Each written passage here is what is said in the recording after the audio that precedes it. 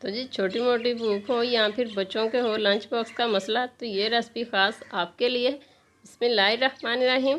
السلام علیکم، chef Amna recipes میں آپ کو بہت بہت خوش آمدید۔ کیسے ہیں آپ سب؟ امید کرتے ہیں آپ سب خیریت سے ہوں گے۔ آج ہم آپ کی خدمت میں پھر سے آ جائیں زنگر فرنچ فرائز کی بہت ہی زبردست اور آسان ریسپیز کے ساتھ۔ بہت ہی شاندار زنگر فرنچ فرائز بنانے کے لیے ہم نے یہاں پہ 3 سے 4 آلو لیے ہیں، ان کے ہم چھلکے ریموو کر لیں گے۔ تو جی یہاں ہم نے ان کے چھلکے ریموو کر لیے۔ اب ہم ان کو اچھی طرح سے پانی میں دھو لیں گے۔ دھو لینے کے بعد ایک رومال کی مدد سے ہم ان کو اچھی طرح سے خشک کر لیں گے۔ تو رومال کی مدد سے ہم نے اس کو اچھی طرح سے خشک کرنا ہے۔ نیکسٹ اسٹیپ میں آتے ہیں۔ تو جی یہاں ہمارے پاس ہے جی چپس کٹر ہے۔ اگر آپ کے پاس اس طرح کا چپس کٹر نہیں ہے تو کوئی مسئلہ نہیں، ہم آپ کو نائف کی مدد سے بھی کٹنگ کرنا سکھا دیتے ہیں۔ تو اس طرح سے ہم ایک آلو لیں گے اور اس کو چھری کی مدد سے ہم اس طرح سے کٹ کر لیں گے۔ اس طرح سے ماشاءاللہ سے ہم اس کی کٹنگ کر لیں گے۔ آپ نے تیز چھری کا ہی استعمال کرنا ہے۔ اور یہ دیکھیں اس طرح سے کٹنگ کر لیں گے ہم۔ تقریباً آدھے انچ کے فاصلے پر ہم اس کی سلائس میں کٹنگ کریں گے، بالکل اس طرح سے۔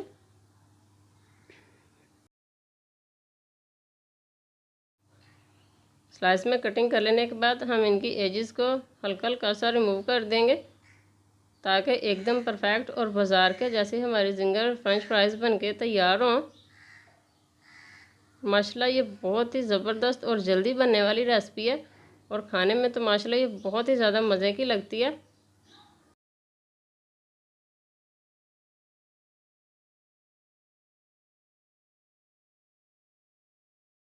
چپس کٹر نہیں آیا تو ہم نے آپ کو اس طرح سے اس کی کٹنگ کرنا بھی بتا دی ہے۔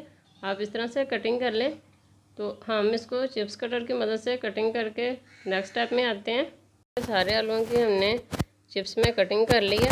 تو اب ہم اس میں آدھا کھانے کا چمچ نمک، آدھا چائے کا چمچ لال مرچ کا پاؤڈر اور آدھا چائے کا چمچ کالی مرچ کا پاؤڈر شامل کریں گے اور اس کو ہم نے اچھی طرح سے مکس کرنا ہے۔ ہاتھوں کی مدد سے ہی ہم اس کو اچھی طرح سے مکس کر لیں گے۔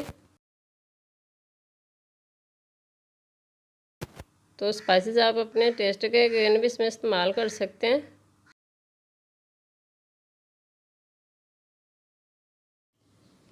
یہاں آپ دیکھ سکتے ہیں کہ ہم نے ایکول سبھی کو اچھی طرح سے مکس کیا اور سب کے اوپر ہی ہمارے اسپائسز اچھی طرح سے لگ چکے ہیں۔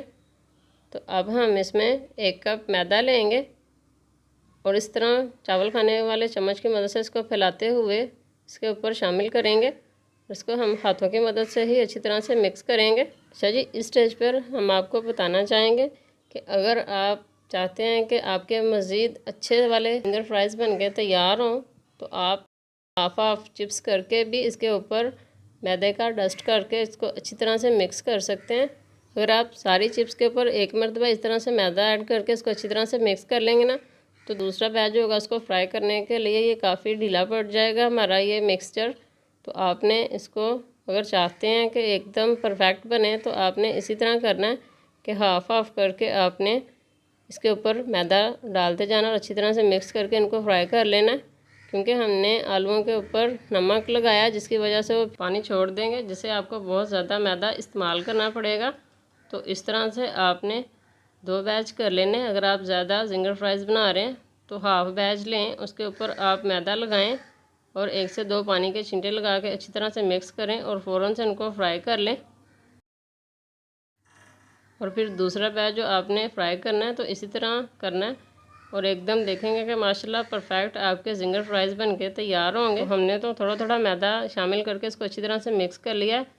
اب ہم اس کے اوپر 1 سے 2 چھینٹے پانی کے لگائیں گے اور ان کو ہم فرائی کر لیں گے فوراً سے۔ اچھا جی آئل کو ہم نے پہلے سے ہی گرم ہونے کے لیے رکھ دیا تھا۔ آئل اچھی طرح سے گرم ہو چکا ہے تو اس میں ہم اپنی چپس ایڈ کریں گے۔ آپ دیکھیں گے کہ ماشاءاللہ ایک دم پرفیکٹ ہماری زنگر فرنچ فرائز بن کے تیار ہوں گی۔ اچھا جی ایک اور بات، آئل میں شامل کرنے کے بعد ہم اس کو 2 سے 3 منٹ کے لیے بالکل بھی نہیں ہلائیں گے۔ تو یہاں ان کو 2 سے 3 منٹ گزر چکے ہیں اور ہم ان کی سائڈز کو چینج کر رہے ہیں اور ان کو ہم نے تقریباً 7 سے 8 منٹ کے لیے میڈیم فلیم پر اچھی طرح سے فرائی کر لینا ہے۔ اور یہاں ماشاءاللہ ہم نے ان کو فرائی کر لیا اور اس کو نکالتے ہیں اور باقی کی جو بچی ہوئی ہے ہم اس کو بھی اسی طرح فرائی کر لیں گے۔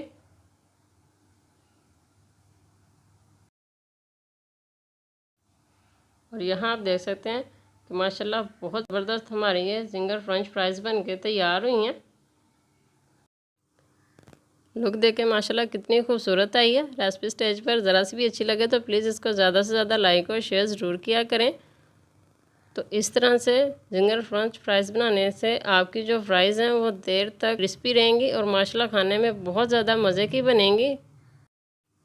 باقی کی بچی ہوئی بھی اسی طرح فرائی کریں گے اور ان کو ڈش آؤٹ کرتے ہیں اور فائنل لک کی طرف آتے ہیں، جس کو آپ نے بالکل بھی مس نہیں کرنا۔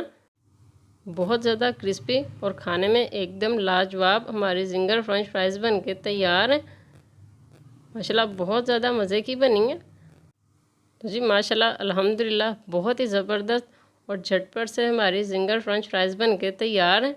آج کی ہماری یہ ریسپی آپ کو کیسی لگی کمنٹس باکس میں ضرور بتائیں، اور ویڈیو پسند آئے تو پلیز اس کو زیادہ سے زیادہ لائک اور شیئر ضرور کیا کریں۔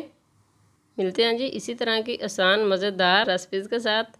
خوش اور آباد رہیں۔ اللہ پاک آپ کو ہمیشہ ہنستا اور مسکراتا رکھے، اپنا خاص کرم فرمائے، تمام پریشانیوں سے محفوظ رکھے۔ آپ بھی یہ ریسپی ٹرائی کریں، بچے تو کیا بڑے بھی ماشاءاللہ مانگ مانگ کر کھائیں گے کہ ہمیں اور بنا کر کھلائیں۔ ماشاءاللہ بہت مزے کی بنیں گی۔